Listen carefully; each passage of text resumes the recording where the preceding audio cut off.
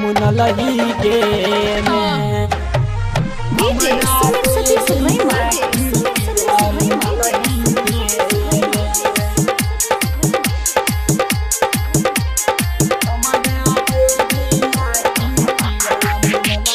कते कमुड़की के ज्ञानी शारदे मैया तू बनलही गे में।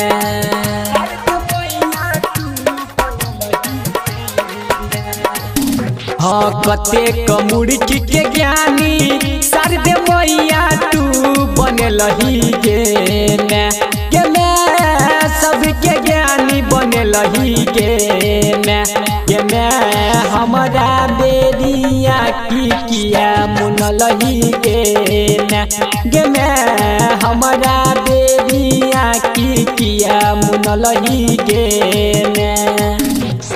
कते कमुड़की के ज्ञानी शारदे मैया तू बनलही गे में सबके ज्ञानी बनलही गे में हमारा बेरिया की किया मुनलही गे में हमारा बेरिया की किया मुनलही गे में।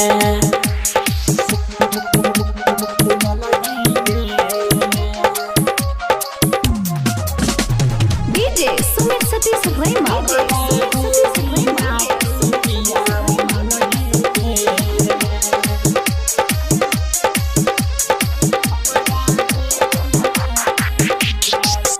नदान बालक पर मैया फेरी न नजरिया अपन कृपा से कर दूर दुख के बदरिया।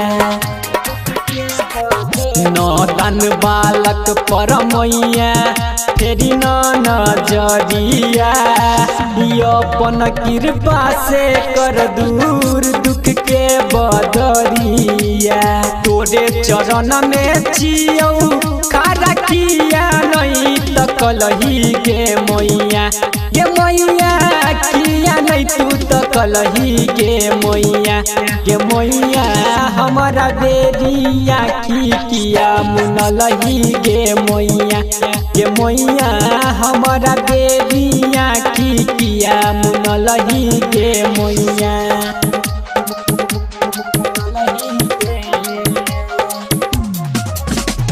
अभी आप सुन रहे हैं मालिक से ऋषि रिकॉर्डिंग स्टूडियो की शानदार प्रस्तुति।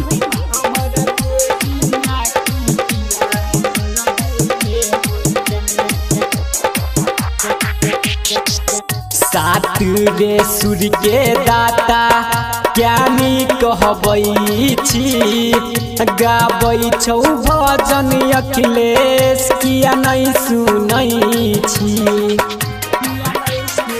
सात रे सूर्य के दाता ज्ञानी कहबै छी गाबै छौ भजन अखिलेश किया नहीं सुनै छी। कहै छौ राइटर देव पर दिन किया नहीं के करो सुनलही गे मैया सरोज के नहीं सुनलही गे मैया हमारा बेरिया की किया मुनलही गे मैया हमारा बेरिया की किया मुनलही गे मैया।